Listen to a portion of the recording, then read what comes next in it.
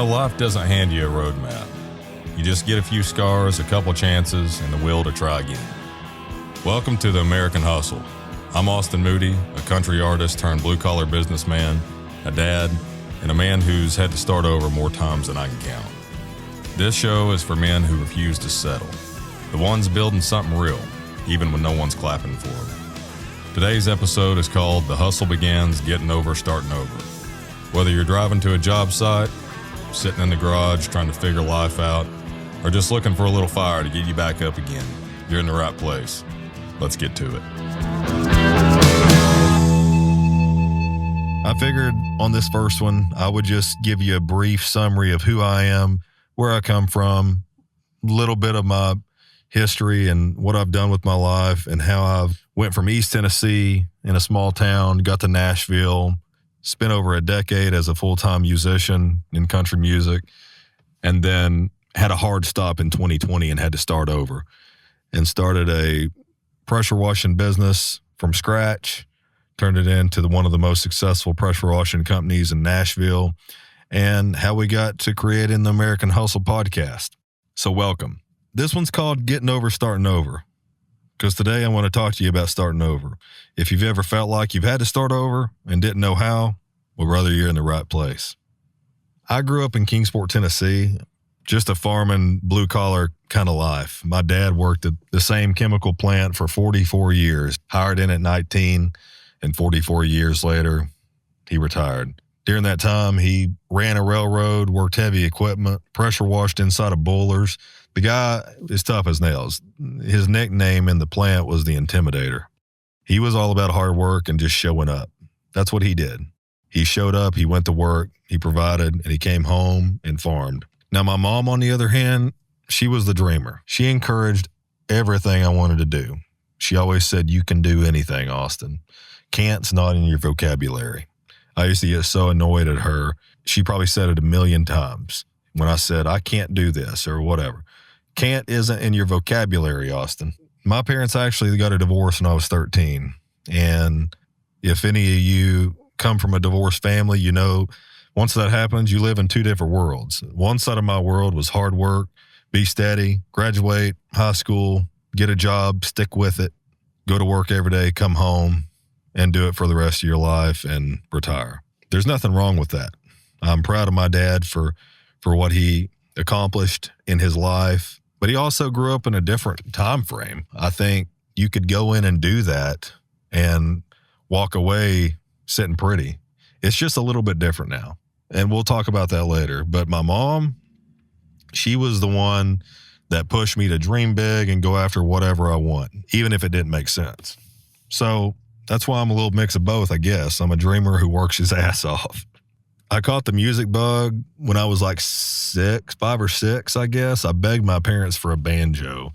I fell in love with that instrument early on, and there's the old joke that says if you grow up in East Tennessee, you're issued a banjo at birth. But I got mine at 7 years old, and they had to endure the years of me figuring out how to play it and practicing, and eventually I got the hang of it. Started a band, played all over the region in East Tennessee and churches and homecomings and hoedowns, the whole deal. I was also a competition clogger.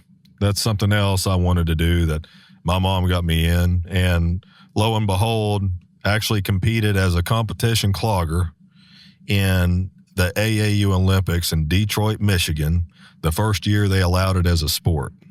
Now, I was a guy on an all-girl team. Yeah. And two, I clogged in front of 2 presidents. I clogged in front of Clinton and George W. Bush. Side note, but yeah, there you go. I'm the clogging farm boy that also had a pet possum.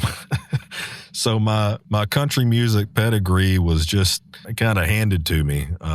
Whenever anybody would ask me, like, "Are you really country?" or whatever, and it's like I just could show them a picture of my pet possum and go, "Well, what do you think?" So what's funny is like, even though I had the music bug, I never thought about doing it for a living. I didn't really think people actually did that for a living. It just never did enter my mind, like, that I would ever be able to do that. I just love music. I started writing songs at 13 out of the love for the craft. In high school, I was in ROTC. That's, for those of you who don't know, that's something called Reserve Officer Training Corps. And I fell right into that. And again, why I wanted to join ROTC was I found out that if you stuck with it, your junior year, you would have the opportunity to solo a plane by yourself. And since I was a little kid, the only things I ever wanted to do was fly planes and sing country music. I remember swinging in the backyard on my swing set and looking up at the sky. And I have like this, I don't remember everything, you know, but I think some moments in your life you just remember, and that's all I wanted to do. My little girlfriend in elementary school used to joke to her parents and say, Austin's going to be a country music star and I'm going to be a stay-at-home mom. Like, I knew what I wanted to do. There was no question. But as you age, that stuff just becomes a dream and not so much reality. So my plans were to join the Air Force, you know, get through ROTC, enlist, and hopefully get an opportunity to go to flight school in the Air Force and do that as a career until my junior year of high school. And I had an opportunity to go to a Marty Stewart show. I met Marty, handed him a homemade CD, and before I knew it, I was sitting down with him and his band playing a few songs. 2 weeks later, I was in Nashville writing songs with him, and that was my junior year of high school. After commuting back and forth to Nashville, I kind of was like, man, do I join the Air Force or do I see where this opportunity takes me? Because then my eyes were open. I was like, okay, what am I going to regret more? Not knowing where this road goes with music or joining the Air Force. So I came to the conclusion that I would always regret never knowing where that opportunity took me, and said, you know, if it doesn't work out in 3 or 4 years, the Air Force will always be there. So I actually finished my pilot training, got my private pilot's license before I graduated high school. And 2 weeks later, I was off to Nashville, went to audio engineering school. And after spending a bunch of money to figure out I didn't want to do that for a living, I started playing clubs, because that's why I wanted to come to Nashville. I wanted to play. I wanted to write songs. And so I started playing clubs, and before you knew it, I landed my first publishing deal for writing songs, signed a record deal, and I was doing the thing, man. I was pursuing my dream. For long, I was making a real decent living at it. And just to make a living in the music business, you've already won. I don't think I realized how good I had it at the time, but it was awesome. Then 2020 came. 2020, right before that, I had just recorded a record with two of my heroes, Keith Stegall and Mac McAnally, and we recorded this record down in Muscle Shoals, Alabama. If you don't know Muscle Shoals, Alabama, and you're a music fan, you should know Muscle Shoals, Alabama. You got to go check out the documentary on Prime. It's called Muscle Shoals. You won't believe how much music was recorded there. It was an awesome experience. This was probably, this was like a decade into my music career. And this was the record, y'all. This was the one I was putting everything in on. I'd actually gotten out of a record deal, and so I had self-funded this record myself, actually taking out a line of credit to go do this record. And when we started to go and take it around to record labels to check interest, to picking up the record, that was the second week of February 2020. And you know what happened after that? 2020 shut down, COVID. Oh, everybody's off work 2 weeks, a month, 6 weeks, turned into 6 months. And it was gone. It was over. And it wasn't just for me, it was for everyone in the music industry, everyone in the world. But for the music industry, I mean, it shut down our life. We couldn't tour. I lost 130 shows overnight. That was my bread and butter income. And buddy, I was depressed about it. I guess I hit a all-time low with that, you know. And I had just written a song, actually, that was on this record, called "Getting Over, Starting Over," and I wrote it with Mac McAnally. You know, I guess I didn't really know how real that song would get, but by the end of the year, that song was my life. Pandemic hit, no shows, no income, and I went from a full-time musician to broke overnight. I sat there and wondered, I was like, well, what now? I'm just trying to figure out how to pick myself back up. So I reverted back to like thinking, how can I continue to make a living and still pursue this music thing? And I remember my dad growing up, like he would always be doing some kind of side hustles, whether it was backhoe work or sewing people's yards. And he would actually go out and pressure wash decks and driveways and seal driveways. And so I had my old pickup truck that I had in high school and had a pressure washer. So I started going out pressure washing on the side. And immediately my branding brain went into, well, what am I going to call this thing? And I just kind of joked and called it the pressure washing dude. And so in 2020, I actually made more money than I'd ever made to date. And the following year, I was kind of like, well, music's still not back. No one's booking shows. So I went full on into the business. I built a pressure washing rig, kind of not really knowing anything about the industry. But I knew just from my experience in the music world, people hear with their eyes. Just like if somebody gets off a bus, a Prevost bus or a private jet, they can be a nobody, but the fans or the average person out there is going to think they are somebody. Again, people hear with their eyes. If it looks successful, it is successful. And so I built this hot rod rig, man, and I didn't know a quarter of what I know now about the industry.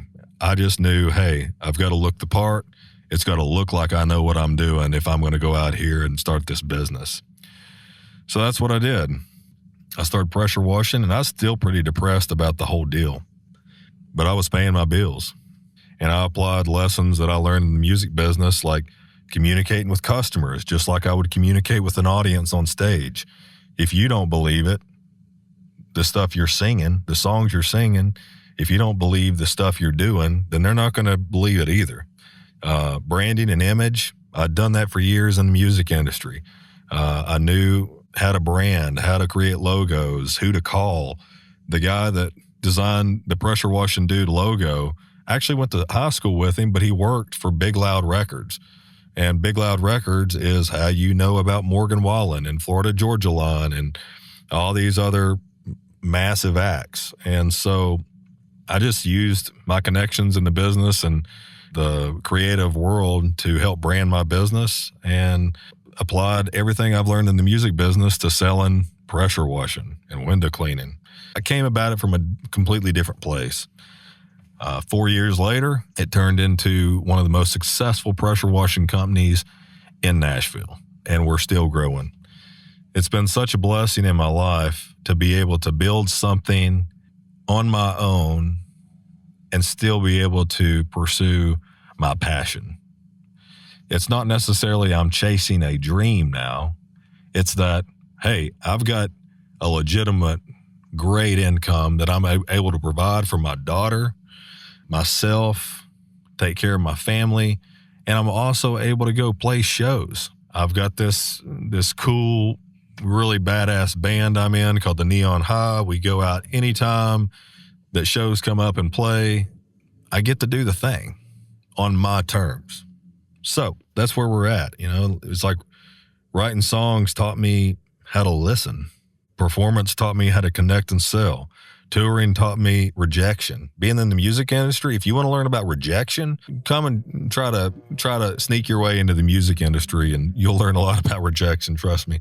Production, my years in audio engineering school that I didn't really care for, taught me a lot about production and professionalism and presenting to the client. Turns out music was my training to be a business owner. And I would encourage any musician or anybody chasing a dream. I know musicians. So if I had it to do over, if I was moving to Nashville tomorrow at 18 years old, I would have moved to Nashville and started a window cleaning business to start something that's cheap to get into. And I would have been sitting a lot better than I am now. And again, It's about pursuing your passions on your own terms. So here we are. I was a little long-winded, but that's a brief kind of history of how I got here. And now, I've got a extremely successful blue-collar home service business that's allowing me to pursue my passion in music. And it's given me freedom to do the things I want to do and be there for my daughter and hopefully build something that she can inherit one day and be a great provider at the same time as, her getting to see me dreaming and persevering through everything. When you're knocked down, when you feel like you've lost everything and you can get back up, that's what I want my daughter to see. So now here's the American Hustle. Now that I'm here, I want to give back and also have some real talk to you guys and real encouragement. The American Hustle movement, it's for men that's either starting over, chasing dreams, even if you're a blue-collar guy that's necessarily doesn't have the branding, creative world side, whatever. I want to share those thoughts and where you can learn and from my years in the music business and how I've applied what I've learned to my blue-collar trade business. I've taken a boring pressure washing business and turned it into a fun, cool branded, great culture because of my past. So the American Hustle is really like a brotherhood movement. I'm really excited about it. I'm going to bring in some of the relationships from business to successful musicians to military guys I've met over the years, playing military bases and DOD bases, and the leadership that I've stayed in contact with. They're going to come on the show.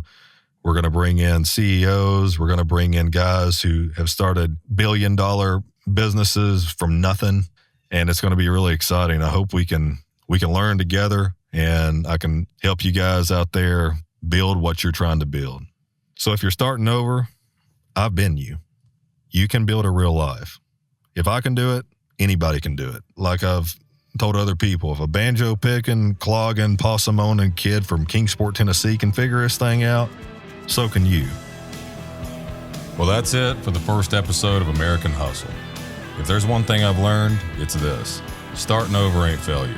It's just proof you still got some fight left in you. If this story hit home, share it with a brother who needs to hear it. Subscribe wherever you listen, and head over to AmericanHustle.com to join the movement. Next week, I'm sitting down with my buddy Marty B., a Texas-born restaurant mogul who built his dream from the ground up. We're going to talk about leadership, hard work, and what it really takes to build something that lasts. Until then, stay humble, stay hungry, and stay free.